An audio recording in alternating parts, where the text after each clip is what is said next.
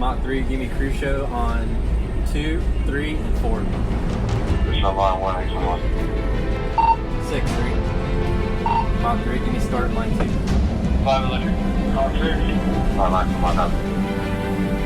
Mach 3, give me start line 1 and crew show on 7 and 9. Line 1, cruise show 79, Mach 2. Damn, do something. I hate weapons.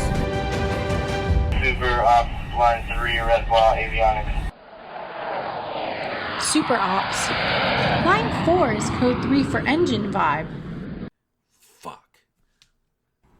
Hey, so I started a Patreon because frankly, this stuff's getting expensive.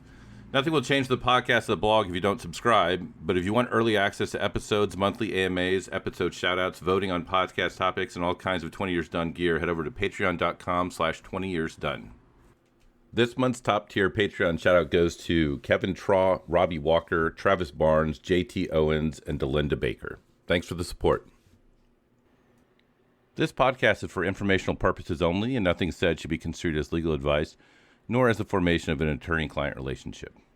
Before this episode begins, I have to make a slight correction to the previous episode on the same topic with Vic Mora. In that episode, I mentioned that the AFI that governs administration of letters of reprimand had verbiage that stated, while there's no standard of proof, commanders should use a preponderance of the evidence. And I shortened that to, there's no standard of proof. That was true until May of 2020 when AFI 362907 changed to include new verbiage that states, the standard of proof for adverse administrative actions is the preponderance of evidence. Out in the field, these subtle differences may not matter because in the end, the sufficiency of proof is subjective and still left up to the commander. However, I would be remiss if I didn't correct the previous episode's misstatements. Okay, so this time we're doing kind of like a part 2 of what last week's podcast was with Vic Mora talking about recovering from administrative actions or negative sort of actions, Article 15s, referral EPRs, things like that. I'm joined by Kevin Traw, who's been on the podcast only once before, correct? Twice. We had the one about our interaction, and then I was on the squadron commander panel. That's right. So twice. And what's really unique about this episode is right before I came on here right now, I ran a shout out promo for my Patreon subscribers, which Kevin Traw is. So now essentially Kevin is paying $40 a month to fucking talk to himself. And that feels a little fucking weird, but welcome to the show. Appreciate the support, Kevin. So you were my squadron commander 2006 to 2007-ish before I moved over to MTF. You helped me out. I talked about it briefly with Vic last week where I had got kicked out of NCO Academy for cheating. This is one of the things we talked about last week. I got kicked out for cheating, and I sent out an email with a clarion call for character references.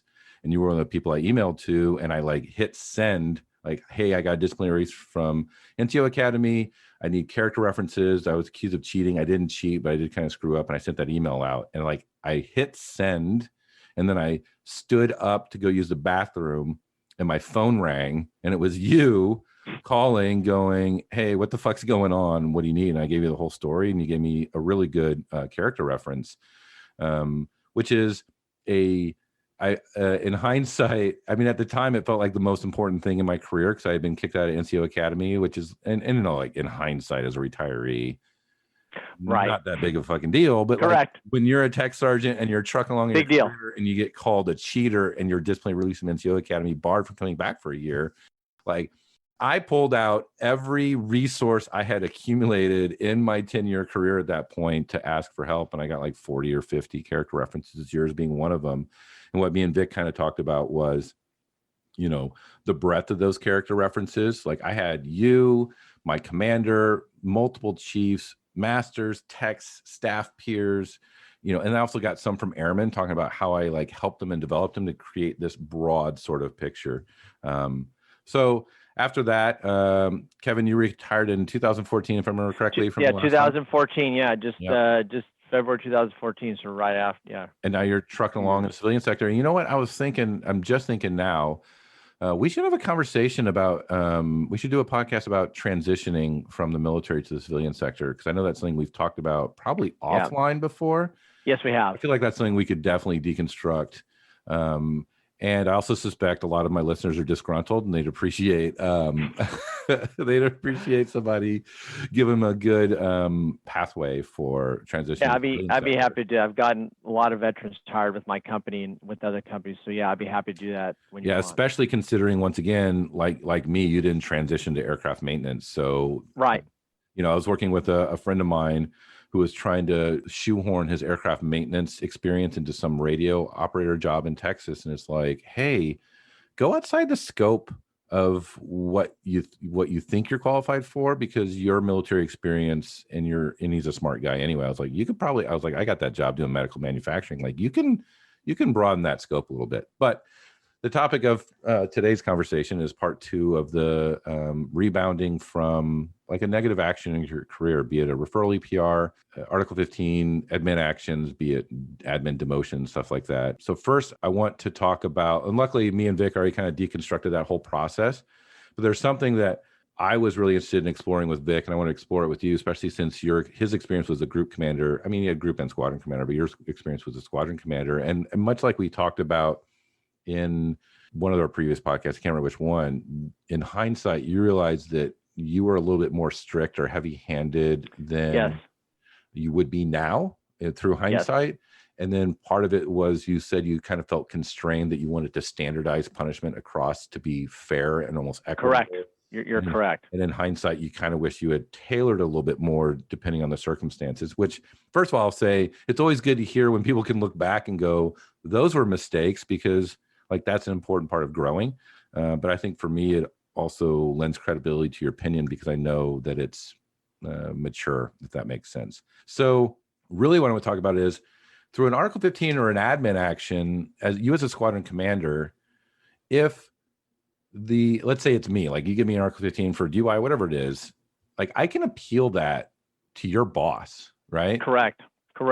Yeah, you can appeal. In fact, I was always very clear, and I think all commanders were, but I can't speak to them, but we were always clear about their appeal rights. And I would, my best practice is I would actually read the entire punishment. It's not required, but I would read the entire thing, and including, I would tell them about their ability to appeal. So I'm under the impression, I'm under the impression that when it comes to commanders, like the group commander doesn't know me unless I'm like, hot shit, right? And the squadron commander, they're at that lower level of command and figuring out what all their people need for good order and discipline and setting things in place. And the group commander is just the maestro of the squadron orchestra, if that makes sense. So how does a person that the group commander doesn't know appeal to the group commander and convince that group commander to overturn a decision by a vetted squadron commander that he does know? How does that happen? So the reality is it's going to be highly unlikely. Right? I think you already know that for sure. It's going to be unlikely. Part of the reason is that you said the squadron commander knows the situation. Also, the squadron commander, if they are worth their salt, has already talked to the group commander, if not about the specific case. I didn't necessarily talk about specific cases to my group commander, but I kind of, the group commander understood my general philosophy, right? So, really what that group commander is looking for, we talked about, you mentioned earlier about standardization, wants to make sure that the discipline is being done uniformly, especially within the squadron, right? So the best way to appeal would have to be that somehow you were trying to show that you either hadn't done what was wrong. I mean, that's obviously that's the easiest, or somehow your punishment didn't fit the crime and that it was out of whack with other people within that same squadron. That was most likely to do it. If you just said, well, I don't want to lose $600 because I don't want to lose $600, that's not usually going to get it. How hard would it be to convince a group commander that the squadron commanders, not that you were guilty or innocent, right, but that the squadron commander's punishment was extreme or unreasonable, considering that the squadron commander is limited in what they could do by the AFI? Right. So that's why I think it's I believe I only had one ever appealed.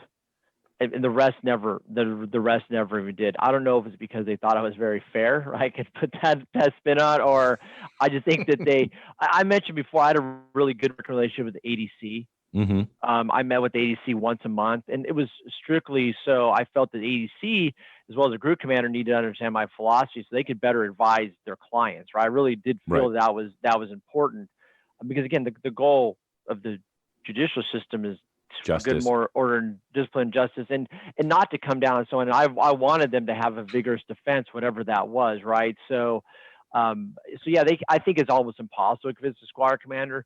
And I do believe my group commander would have overruled me because I had a high degree of respect with him. I know you had some experiences that I certainly agree with you that they wouldn't do that, right? But I believe mine. I believe mine would have. I think what he would have done is said, "Are you sure this is really right? Is this really what you want to do?"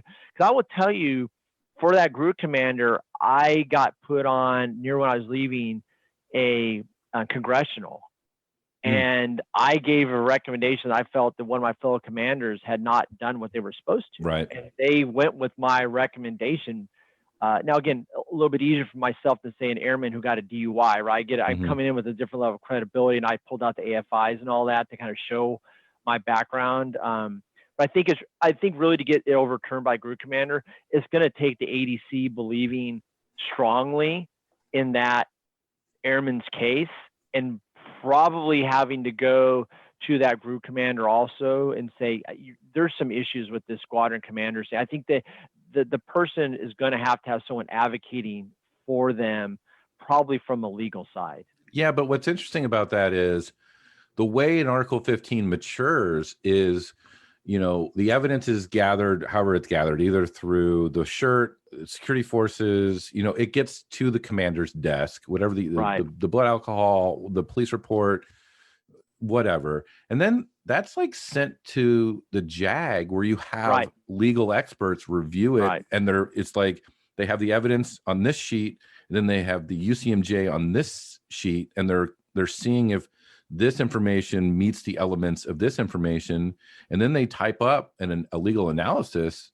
and they send it to the commander and go, yes, I think you do have the necessary evidence to prosecute and win this case if it were a courts martial. Therefore, we recommend you can proceed with an Article 15, which it's also important to note, like, that's a recommendation. And I've heard stories where the JAG comes back and says, I don't think there's enough here. And the commanders go, like, I've heard of this, I've read about it, where commander goes, we're going to fucking press anyway. Have you heard the comment of JAGs advise, commanders decide? I'm saying it a little wrong, but that's exactly, there's a statement on that. And that's exactly what you're seeing. I mean, here's the thing. If the legal process and the commanders on base need to be on the same page, the best way to get an appeal overturned is get a situation where you never have to appeal it. Yep. That the legal group and the commanders are all on the same page. And you're right, it should never get there. For me personally, I think I try to be again, I've told you, I wish I would have been a little less uniform. I think from my perspective, like I mentioned, the flip side is it really helped in terms of consistency, because that's, as you know, with not just commanders anyway, if you're consistent in a military disciplinary system, that is the most, and it's probably what the people in the squadron want too, right? Because you don't want to wake up and say, I hope this person's not having a bad day today, right? That's like the worst thing, right? You really want to know the wheel of punishment and see what the fuck happens. Like I'm really having a bad day, so I'm going to come down to you. So I think that factors into it. I would say that, but if a commander does something they shouldn't, the group commander should overrule them. We never have to forget that's what should happen, but that airman's got to have a good case, and it's got to be more than I just don't want to be punished. So I guess, how would you feel if you were overruled by your group commander? Like, that's the guy that writes your OPR, recommends you for promotion. How would that feel? Well, certainly at first it would be like, wow, it hurts a little, right? I mean, you would definitely say, but I think what I would have done, or I would hope, and I believe I would have, is he would have sat down and said, here's why I overturned your decision. And guess what? The group commander was a more experienced commander. No different than when you were a tech sergeant. I would say you hoped you were a better version of yourself than your senior airman. Well, you would hope that a group commander colonel is a better version than that major squadron commander, So right? And I think I would have taken it as he knows, he has experience. So you're saying the older you get, the longer you get in your career, the more information you have available, the better decisions you make. What you're describing, I would like to point out, is the McGee theory of linear intelligence that I have deconstructed in some of these. So yes, I agree with that. Am I on board with you on that one, or am I on the opposite side? No, you're Okay. spot on, absolutely spot on. And obviously I'm not going to get into the details. And if anybody wants to know the details, are welcome to go on the blog and read the story. Smoke doesn't always mean fire. It's really long, but I'd also like to say it's probably really good too. So in that story, I had a commander that I thought was not giving his person a fair shake. The guy had been arrested. There wasn't even a police report. It was a phone call that somebody had wrote down from a dispatcher.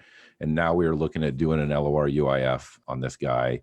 And in that conversation, the commander had said something to the effect of, where there's smoke, there's fire, implying if you're arrested, you must be guilty. And that conversation happened to be recorded by an industrious master sergeant in that room.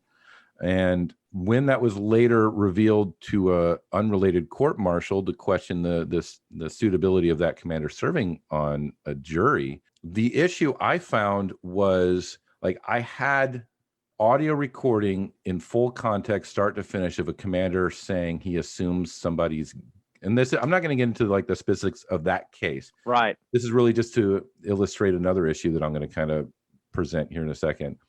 I had audio of a commander articulating in no uncertain terms that if you are arrested, you're guilty. And when that audio had kind of gone to the court and he was removed from the jury, like, that's a problematic position to have as a commander. Yes, I know LORs, the threshold is low, but that's right. Like ideological. That's a problem. It is. And the wing commander of that base, there was no conversation about evaluating that commander for, hey, the contents of this recording, that's disconcerting as a commander. That conversation never happened. Instead, the conversation was that master sergeant recording that conversation legal? And let's go on and figure out what we can do about it. So for me, I mean, I might have always thought this in my career, but that certainly solidified it. I view the way the military treats commanders is it's like a gate where you go from being a regular officer, and then there's like a baptism, a professional baptism that happens, and you cross over into this role as a commander where you are given a shitload of power and authority, a lot, and discretion.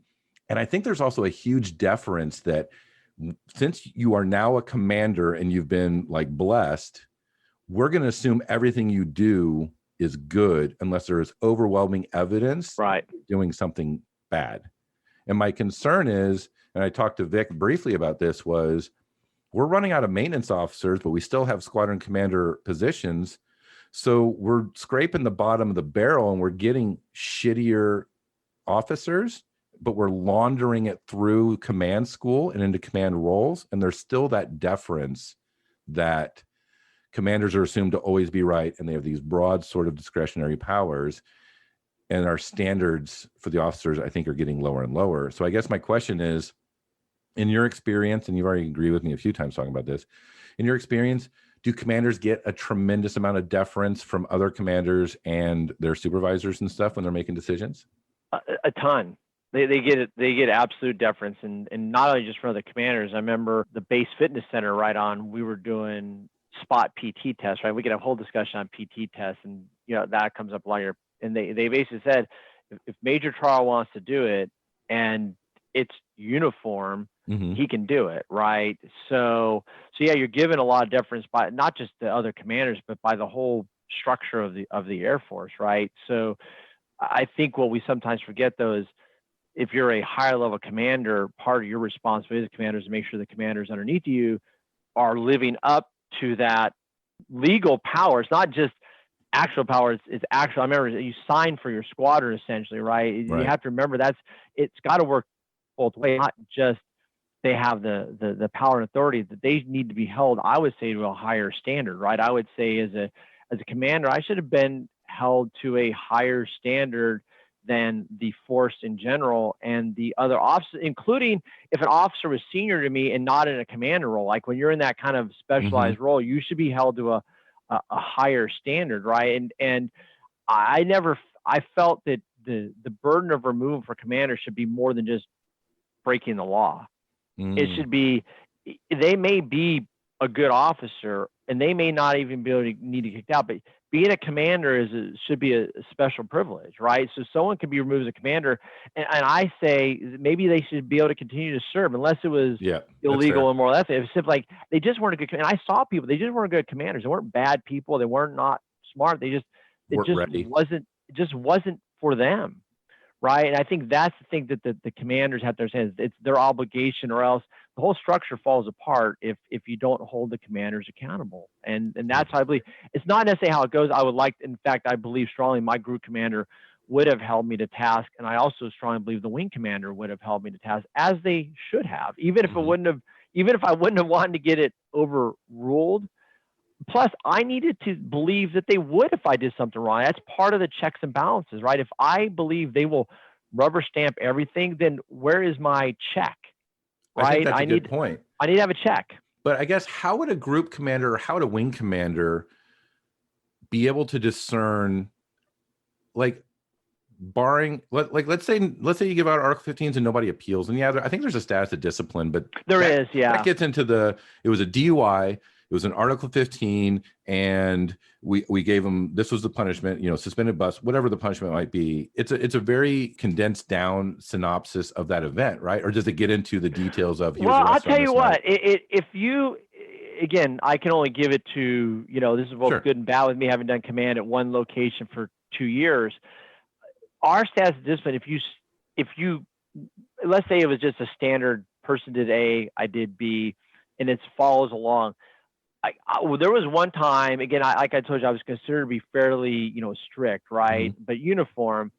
I decided for an airman in the 310 he got a DUI, and I'm a non-drinker, right? And I really think that's horrible. Like, you could kill people.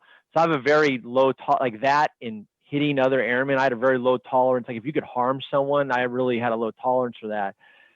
And this airman, he told me, he goes, I only had one drink. I believed him.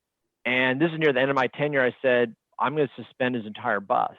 And like everyone's jaw hit the floor when they heard one is suspended bust on a DUI, and coming from Kevin Traw, like that's, and I said, because I said, he blew over the legal limit. I said, he told me he had only one drink. I said, I have every reason to believe he was honest with me. I said, by the way, a week afterwards, he was at the kids' Christmas party, still helping serve pizza. And he'd asked me, he said, please don't not let me be there because I want to contribute. I said, the two are separate. I want you to contribute, right? And to this day, that was probably the best decision I made on that, because, so we did talk about, I had to justify that in the status of discipline. So yeah, you're right. We didn't go into very details, but you did have to bring them up, and people would ask questions. But hold up. On that one, I preempted it because I knew that I'd get questions. So I told them why I was suspending the bust. But you had to explain why you were softer. Do people have to explain why they're too hard? Yeah, unfortunately, no. Right? Yeah, and that's very Flightline-ish, right? Maybe I should patent that term, Flightline-ish. Yeah. But I didn't necessarily feel there was pressure to be the hardest. I mean, certainly you could say as a Flightline commander, you didn't want to be considered soft, right? I mean, that's opposite of hard, but you had to be consistent, right? And you really had to be consistent within yours. I would tell you that when I would talk stuff over my group commander, we did discuss how harsh a penalty would be, and kind of the philosophy I used. I wanted them to be able to recover. Yep. Whatever I did, if it was a first offense, I wanted to do it so it was recoverable. So maybe I'd argue that was always a check on myself, that I'm like, if I just destroy this person, they'll never recover. And then really, what's the point of it? Then I'm just kind of, it's dead man walking. I haven't helped the person. I haven't rehabilitated. I'm just kind of, put a scarlet letter and said, go back out to the force. Right. So, I do think people you don't want commanders unchecked power. So when you're talking about as a commander, as a group commander, you're responsible to hold the squadron commanders below you to a high standard to make sure that Yes. it's not just a legal issue. Are they leading well, of good character? Absolutely. How do they figure out when you're being fair and judicious and reasonable? Like how would a group commander tell a squadron commander is good to his people? There's two primary ways. One, the other commanders. Right. Okay. Again, I got pulled in a congressional, did that. I sat on a court martial. Yeah, I think I mentioned that I was one of the 1% that found someone not guilty, right, on a court martial, which the ADC, I may have told you, put me on there on purpose, knowing that you're fair. I would be open. I was fair, but you would hammer the fuck out of them. That's exactly it, right. So I definitely think that you have to. So other commanders are the first check. The second check is the senior NCOs and the chiefs, particularly, right? I had a really close relationship with the group chief when I was Luke, and we went back to back to another assignment together where he'd known me when I was a young captain. Mm-hmm. So we had a close relationship, and the group commander would use, I would say, the group chief and the squadron chiefs. It's a perilous line because you don't want to be going around the commander to the chiefs. That sets up a whole other problem. Like, you don't want the chiefs going around. You got to be careful on those informal networks. But I think that was, in a healthy environment, it's the other commanders, which is the best way. The peer commanders are the best because there's no, as you said, there's no subordinate superior issue. It's peer to peer. And the group commander needs to set up that, right? The group commander is the one who owns helping that relationship flourish, and then using, at least in aircraft maintenance, which you and I've talked, is a little bit different dynamic with a lot of chiefs. The chiefs also, and I had no requirement to talk to the group chief about my disciplinary. There was no legal requirement, and many commanders probably didn't, but I trusted the group chief, whether it's because that was how I'd been raised or because we were close. Mm-hmm. I would talk to him about discipline in the squadron because I wanted his opinion, because I respected his opinion. And I felt that he was not beholden to the commander supports another commander. Mm-hmm. If he thought if I was doing something wrong either direction, he would tell me. And I'm positive he would have. I believe strongly he would have told me. So that's how I think you have to have the chiefs and the other commanders are the check on the commander. So that's kind of a strange. So, I'm viewing this with a critical eye. That's a very tenuous sort of system, because you're relying on the group fostering a climate where criticism of superiors and peers is welcomed, where, I don't know, maybe I'm just jaded today, but it feels like it's utopian. Yeah. Okay. There you go. Perfect word. You just compressed my entire 3 sentences into one. It is, which means it's very vulnerable. It is to human nature working against it, right? I mean, the whole structure of a military organization is you have to get people to almost act against their normal way. You think what we do day to day, what our role is in society, right? You have to. Yes, you have the ability, especially in aircraft maintenance, especially in flying, to abuse your people to a much more extreme than other parts of the organization. So yeah, you need to have that structure, and it doesn't exist. I can't give you a percentage of how many bases that it exists. What I would say is that's what bases should exist, where you have to, because otherwise, how are you going to get better? Just take the command piece. How do you want the best Air Force possible if you can't accept criticism or improvement? I'm talking turn patterns, maintenance philosophies, all of those things that are well beyond discipline. I mean, I know we're talking kind of commander discipline, but those other things that really are at the core of that are more important to running the force. If you don't have that, we have a lot of trouble, right? You have to have that. I mean, I remember I had an airman come in, because you weren't the only airman who came to my office and said, "Oh, we want to do this." And I had an airman, it was a senior airman, who wanted to talk about turn patterns, which of course I love as a fly line commander. Hey, it's great. I don't have to talk about what uniform to wear. Let's talk turn patterns, right? I remember it was on the whiteboard, and that was great because he came in, kind of like the conversation you, we, had the grease pencil out and I'm writing about this, and it was awesome. And he left, he goes, I understand that perspective. Right. Yeah. And, so yeah, you have, but he needed to come in, if he could come in and say, I don't understand this concept that, that the squadron's driving in terms of concepts on turn patterns. And I want to have a conversation, because guess what? When he left, I still felt our plan was good, but it makes you go, Right. It's good maybe, because you can right. see gaps that Right. fresh perspective will go, well, why do we do 12 turn 10? And then you're like, well, if you do like 10 turn 10, you're kind of assuming a few of your jets are going to fall out between the first go, the second go. You're planning for that. But then you think, oh, you might see other efficiencies, or, like what we end up doing at Luke is we did 10-8-6s. That way we had less iron on the schedule. Right. So that way we had less jets to commit, so we could recover better. But that came from probably conversations where it's like, okay, we want 22 lines. 12-10 is 22 lines. But if we do a 10, we did a 10-8-6, it was like 24, whatever, it was, I think we ended up getting more lines doing a trip turn. But it was because it was walking through why can't we do it this way? Or what is that really the best way? But yeah.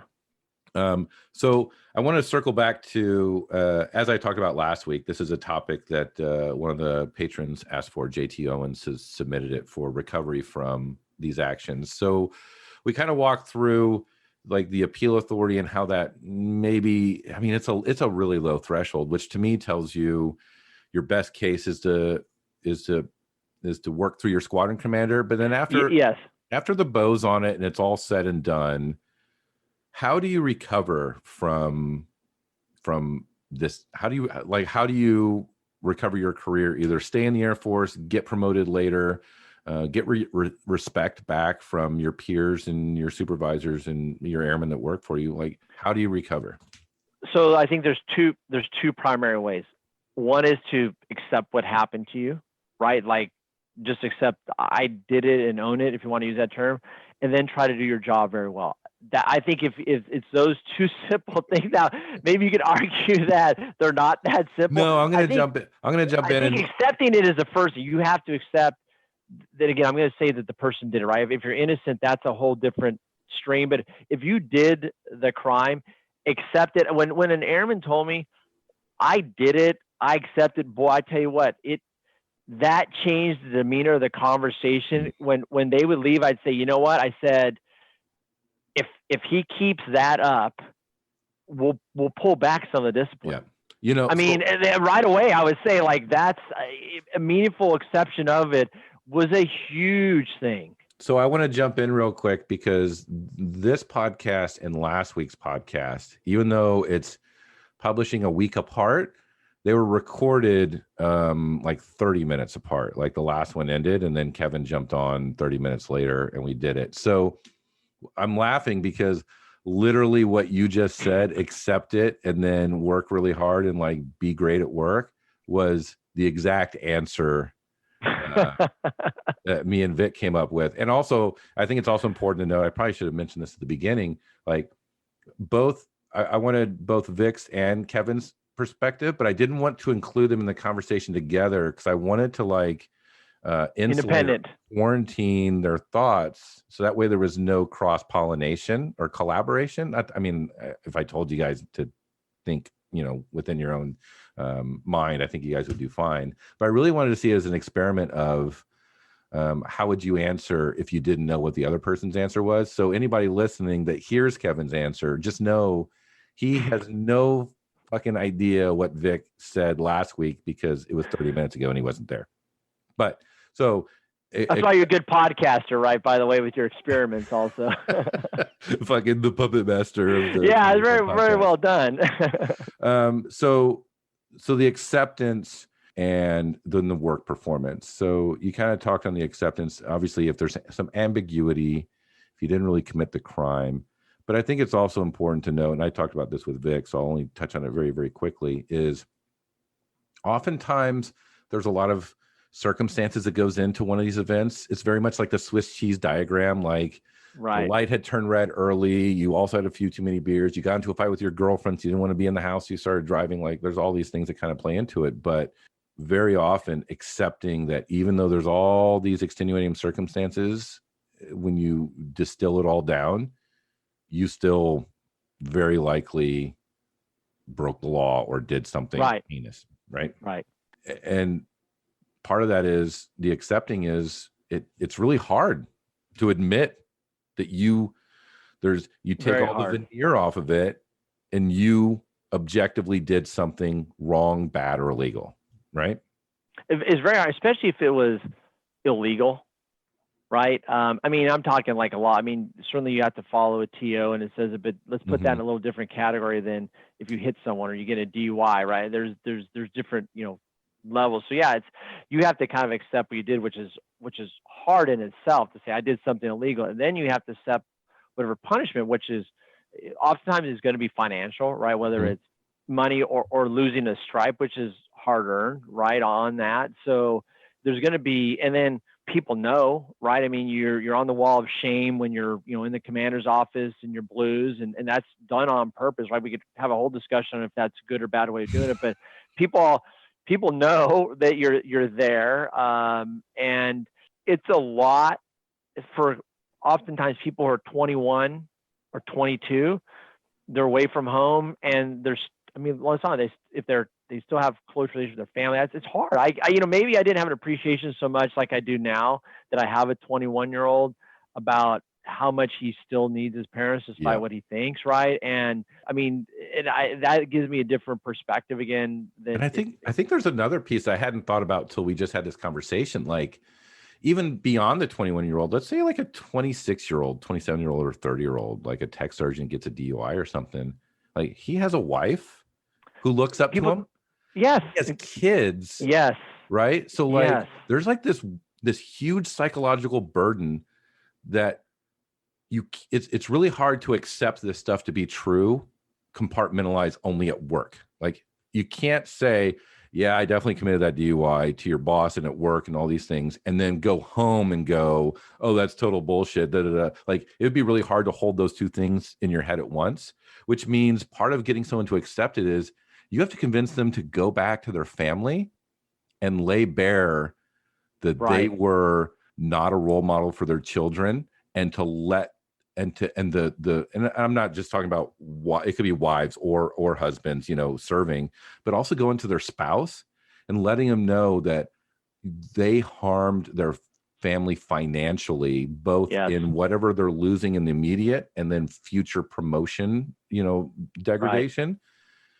Like, that's a fucking tough pill to swallow. It is. I never had thought about it that way, but you're right. Especially, I know you're close to your daughter, right? I'm close to my son. Like, that would probably be the worst. I would be a lot easier for me. And as you know, unlike the private sector, the military, the families are so integrated into what's going on. Yeah, they would know.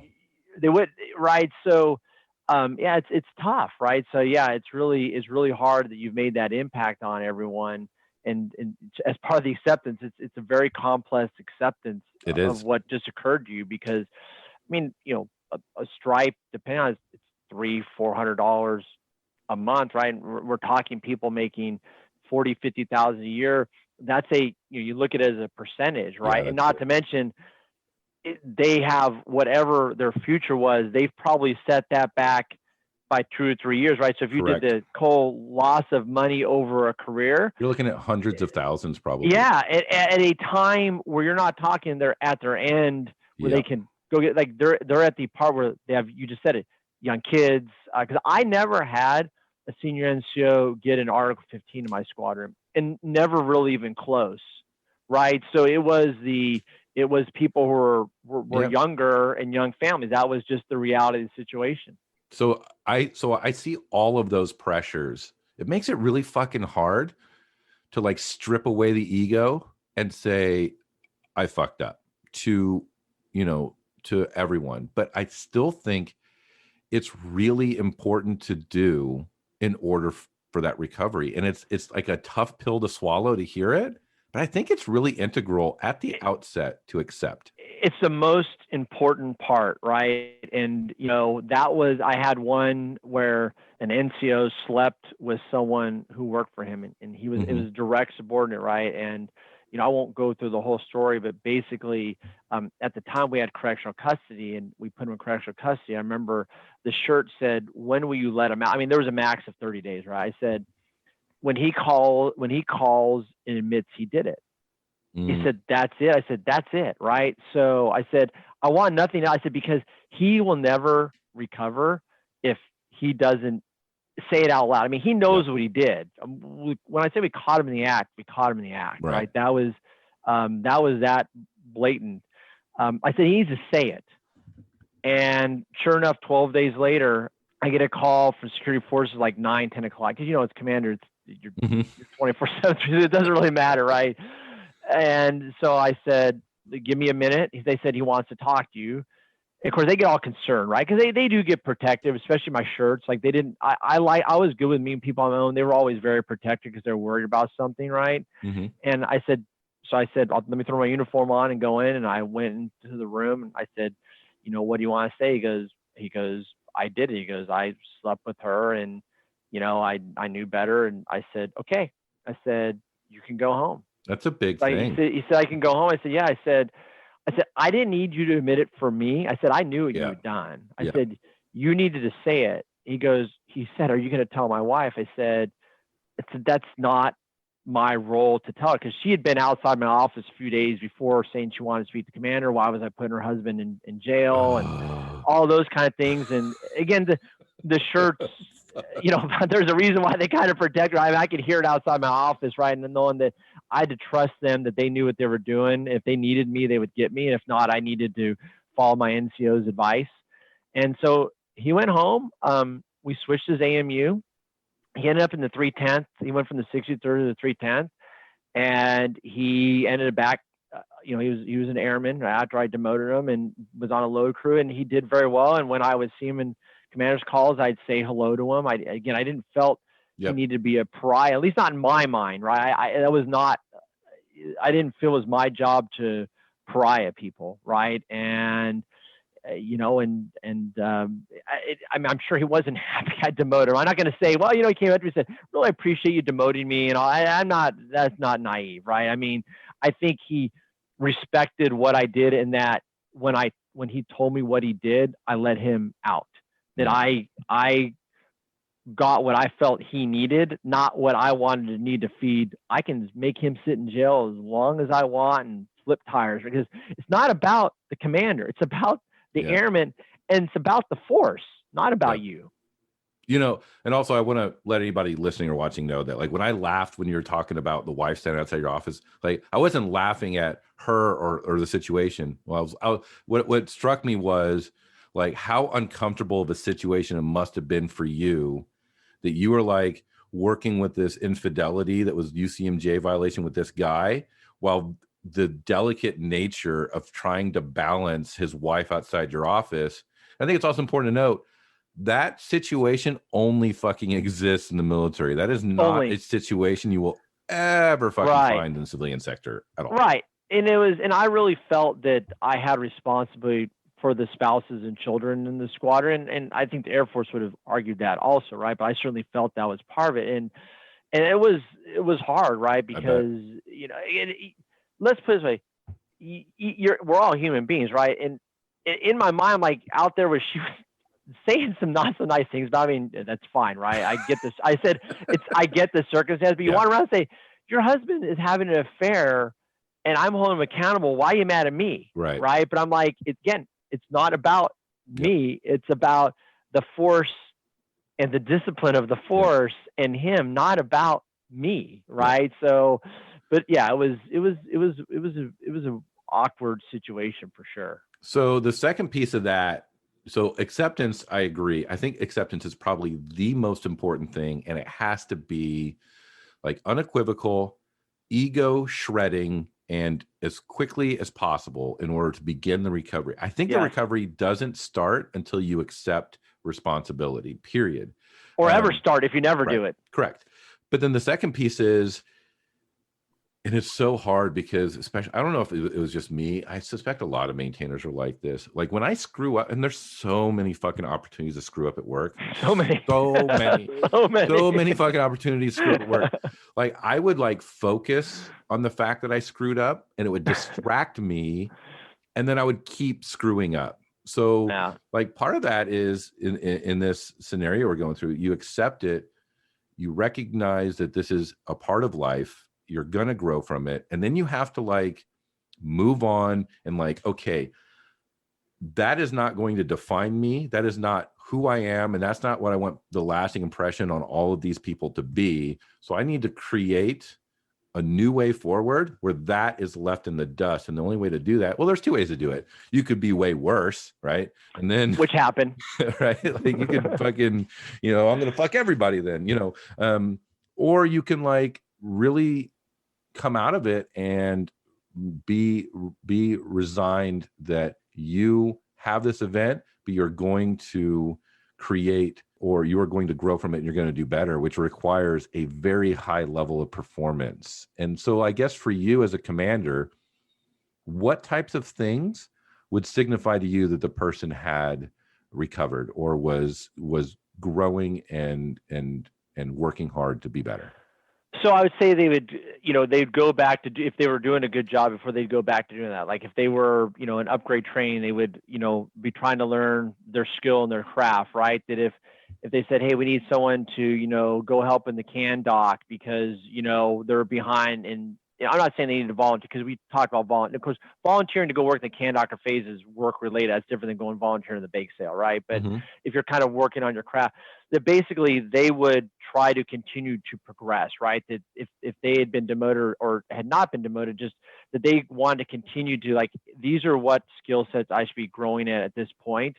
If I was part of the Airman Advisory Council, that I just wouldn't quit, right? I would continue to go to the Airman Advisory Council and be part of that. If I was doing something else, that I would continue to do those things, and they wouldn't have a repeat visit, right? That is just, whether that's part of the job or acceptance, like you have to understand if you've got, it's again, ARC 15 is different than an LOC, LOR, right?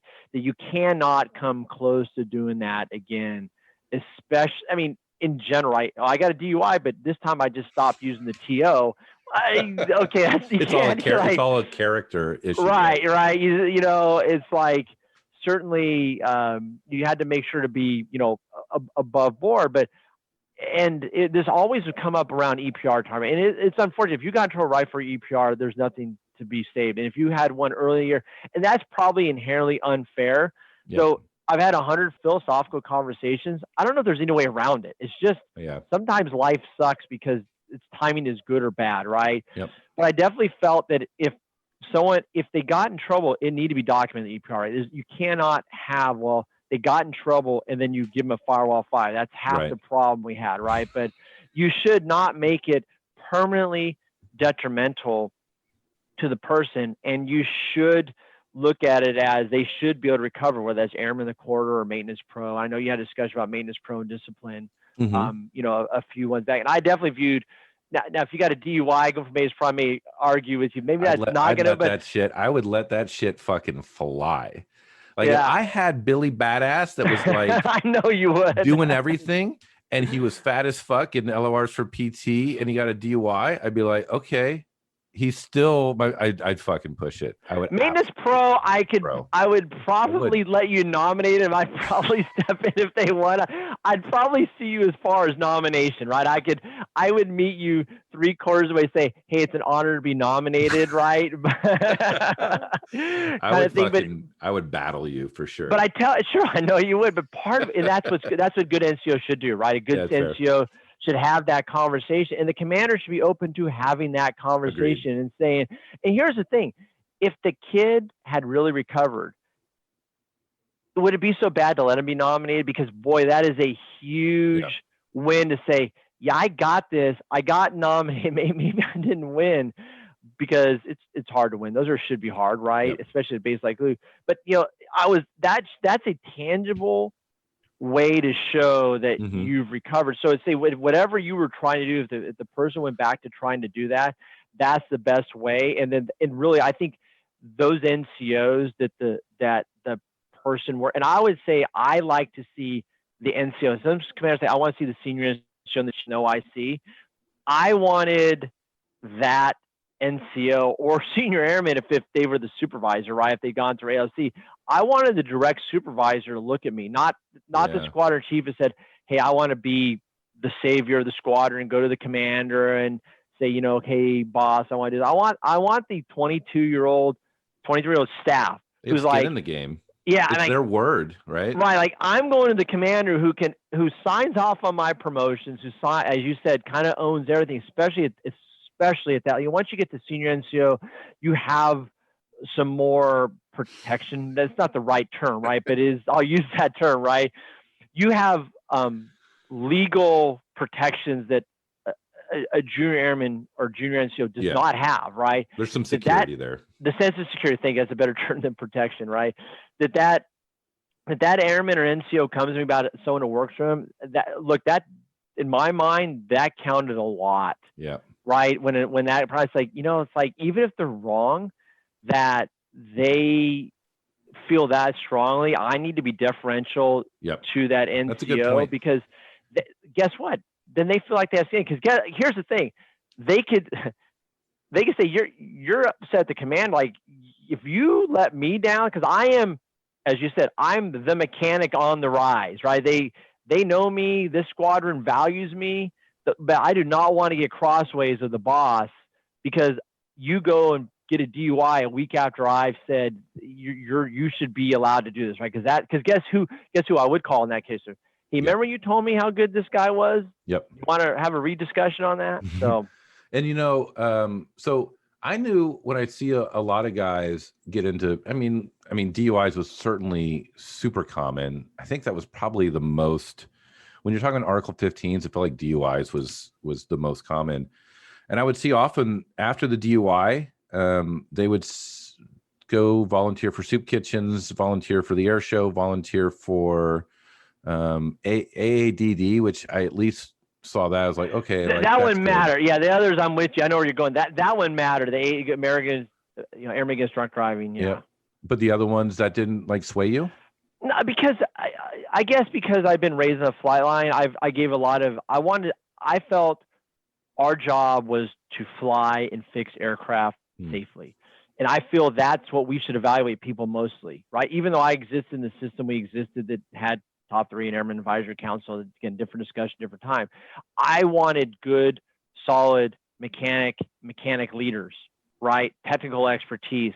Mm-hmm. So if to just go volunteer soup kitchen, like, well, are you doing it because you all of a sudden want to help people that are hungry? Or are you doing it because you want to show, if like, hey, Airman gets drunk driving, like you committed that crime, you're trying to technically do that. Now I will tell you, I was a little different and I, it's been a number of years, so I can't get exact numbers.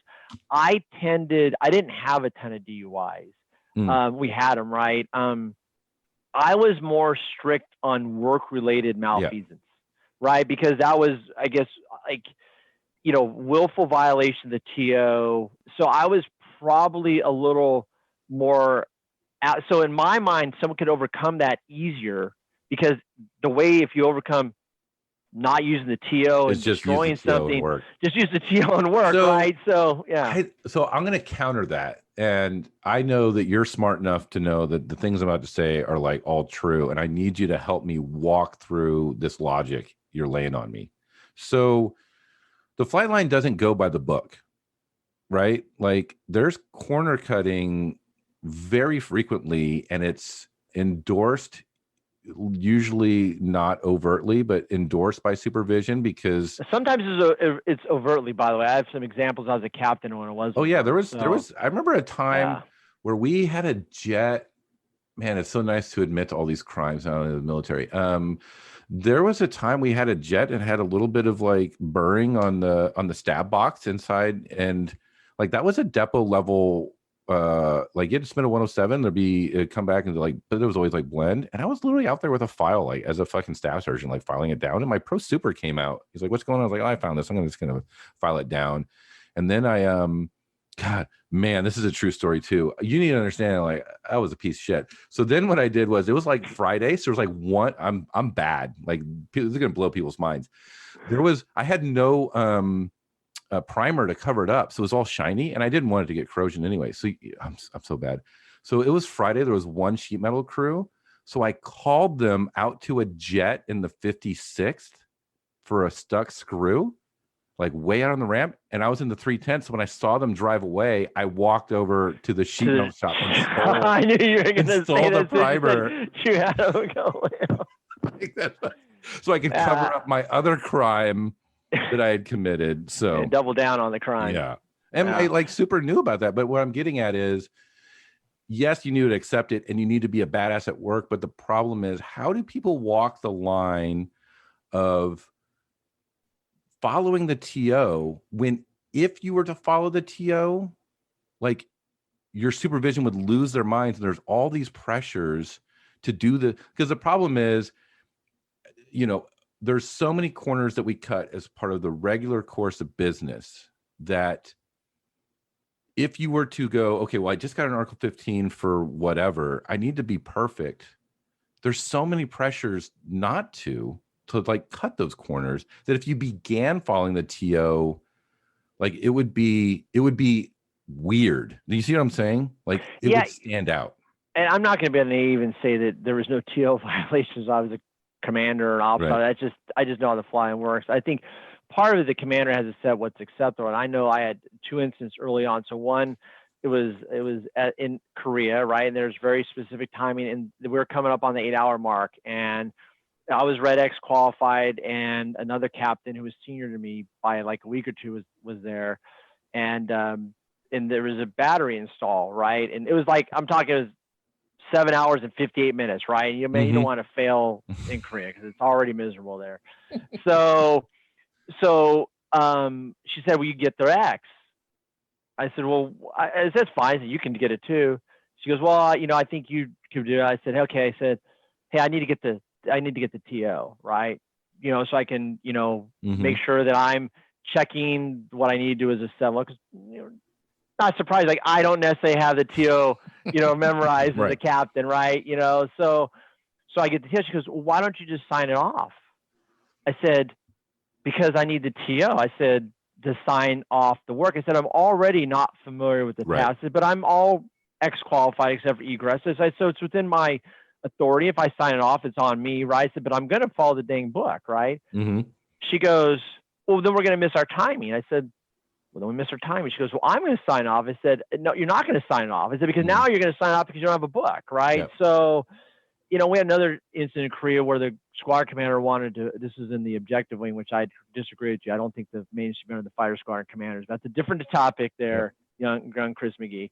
But he said, "I want to fly with a Red X." I said, so I went to the book and I said, "Well, here's how you can do that." Yeah, downgrade. There is a play. And I said, "The pilot has to sign off on it." He goes, "You guys want to?" I said, "No." I said, "There's no provision for us signing off this kind of thing." Right? I said, "You can do it." He said, "Well, I'm not going to have the pilot to do it." I said, "Okay," which I got what I wanted. So I want to fly an unsafe jet. So I think the commander has to set the tone of what's acceptable, and if things are going to go, let's call into the gray, right? It needs to be, I would say, it doesn't make it right, this group consensus, but there needs to be a risk evaluation, even if it's like, it can't be the super. And by the way, I agree so much your point in a previous podcast that like the supers can make all the corner cutting and the flight chief is held accountable. Like, it's amazing. I never had put those two together, but I'm like, of all the things on your pockets, I'm like, if I could now change one thing in maintenance, hold supers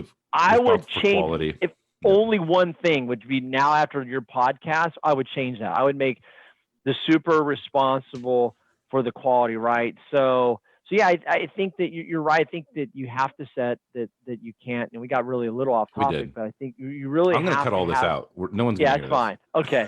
So that's right. Yeah, you have to be smart about what you're allowing and what you're not allowing, and you can never put someone in danger, the pilot or the maintenance guy. But I guess it's really hard. What I'm getting at is it's really hard to come off an Article 15 and the expectation is you're perfect, but everyone around you is cutting all the same corners you've been cutting that everybody's okay with. Yeah. And that if you do what they're doing and you get caught for whatever reason, disconnecting the door sequence valve instead of disconnecting the actuator for the door, like, which everybody fucking does for landing gear ops checks because it accomplishes the same thing essentially.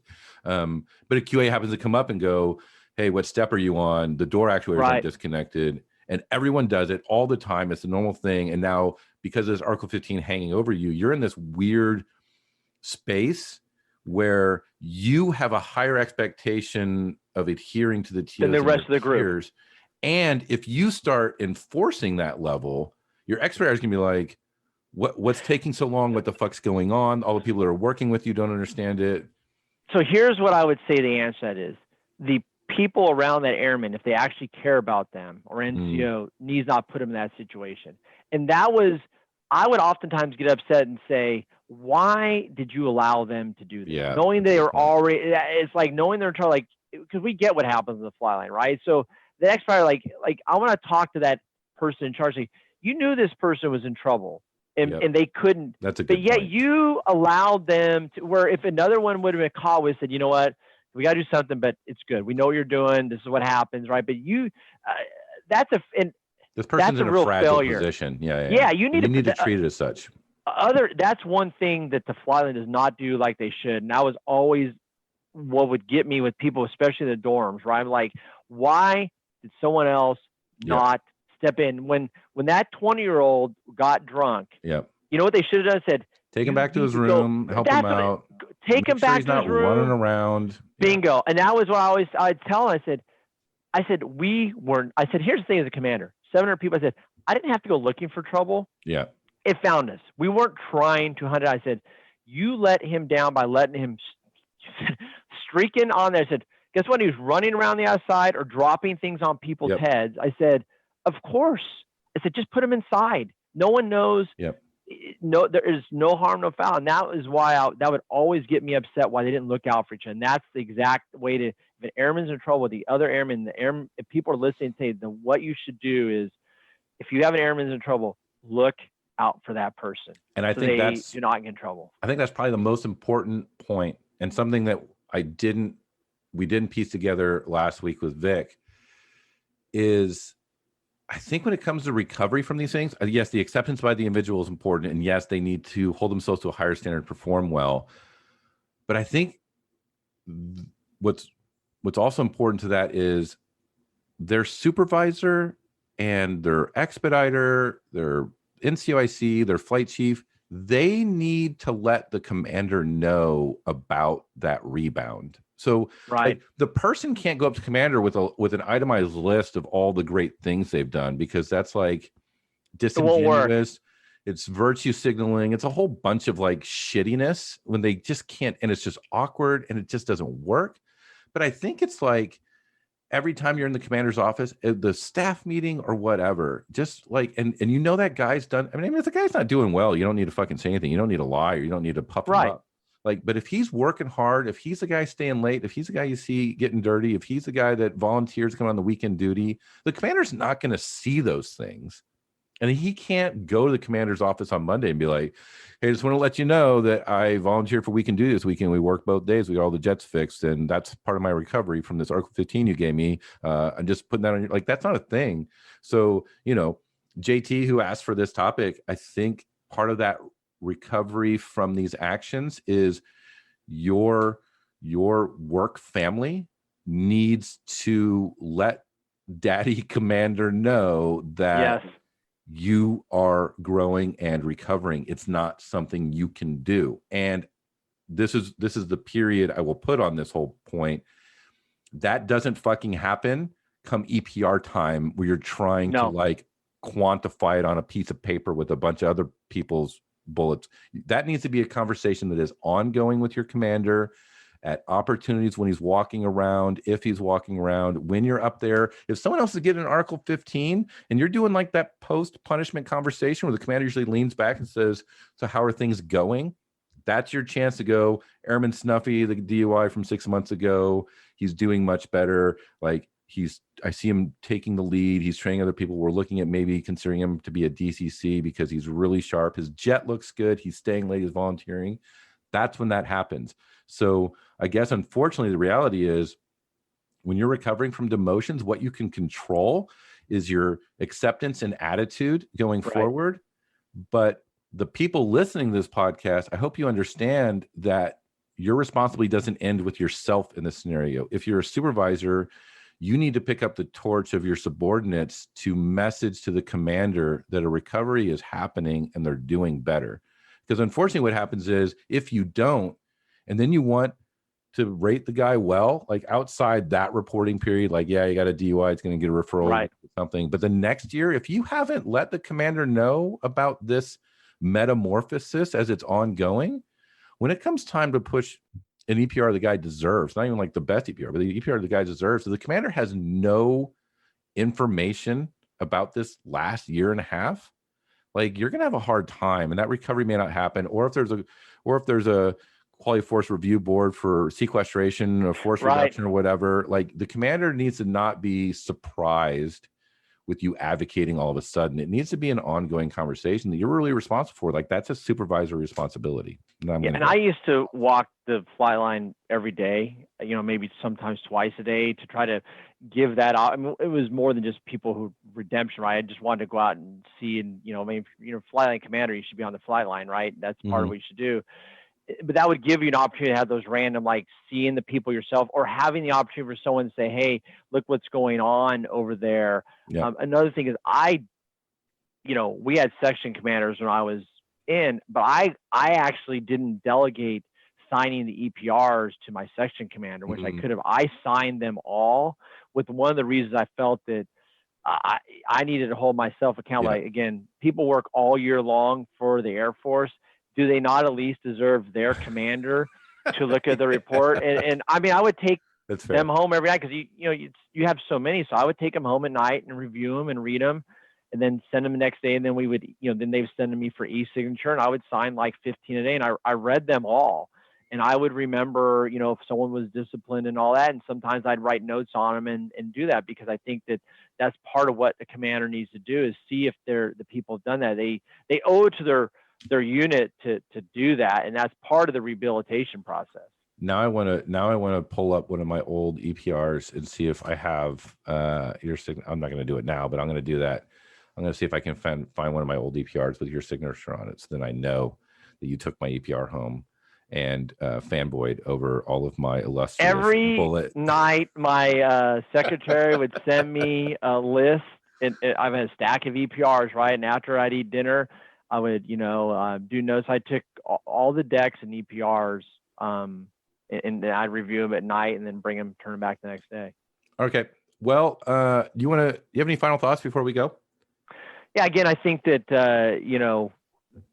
that we should definitely allow people to recover from disciplinary actions, whatever the level. That's the whole point of it, and let people, who've made mistakes, especially if it's a non-criminal, have the opportunity of realizing that, they joined for a reason, they wanted to do good, and for whatever reason, whether it's pressure or bad decisions fell off the path, give them that opportunity, because, most people don't want to go home and say, I got kicked out of the Air Force. Yep. Right. There's some who just end up there, but let's use that. They want to go home and say, I served 4 years. And I think that the people who leave are the best or worst recruiters, however you want to look at it. 100%. And we need, as we're disciplining people, we need to realize that, right? These are people who volunteered to be here and who are our recruiters. There's less and less people serving. And I think commanders need to realize that, right? Are you setting up this person from the time they're 25 to 80 to say, I was in the Air Force, and I was in the 310th. Man, we flew jets. The F-16, but wow, that's our old jet now, right? I mean, Yep. just and go, but it was awesome, because that youngin they're talking to would say, I want to join. Maybe they'll go to the 310th or whatever, right? And I agree. That's invaluable, because that's really what it should be about, right? People wanting to recommend our organization, saying, I don't want anything to do it. And commanders of discipline play a huge part of shaping the force now, but they need to remember they're shaping the force for the future. I agree. In fact, I wrote an article specifically on that topic. If anybody wants to look it up, it's called, if you go to 20yearsdone.com and you look for We Build the Recruiters, it was literally about how commanders treat people on their way out the door. They will go out to those communities, and it's not about, did you kick them out, but were you fair and just in their Absolutely. treatment? Because I think if people screw up, but they're treated and they get kicked out, but they're like, yeah, that was legit. It was a clean kill. It didn't work. It didn't work for me being in the military, but they at least gave me a fair shake. I just blew it. Like, that's a totally different thing. Yeah, and I do think obviously when someone gets kicked out at that moment, I'm not happy, but maybe they're given 5 or 10 years reflection and Yep. maturity. We talked about it earlier, that they reflect on that and change their mind. So, I was a kid and I did something idiotic. I was held accountable, but the fairness is critical in that. It is. The commander has to be fair, or they will never come to that realization. Yep, I agree. Okay. Well, I certainly appreciate you taking an hour out of your day to talk with us. I'm really interested to see what the feedback comes from between the Vic Mora podcast last week and this week. So I'll forward on any of the comments or anything, or keep an eye out. But I'm interested Absolutely to happy to look at them. All right. Okay. Well, thanks, Kevin. I appreciate it.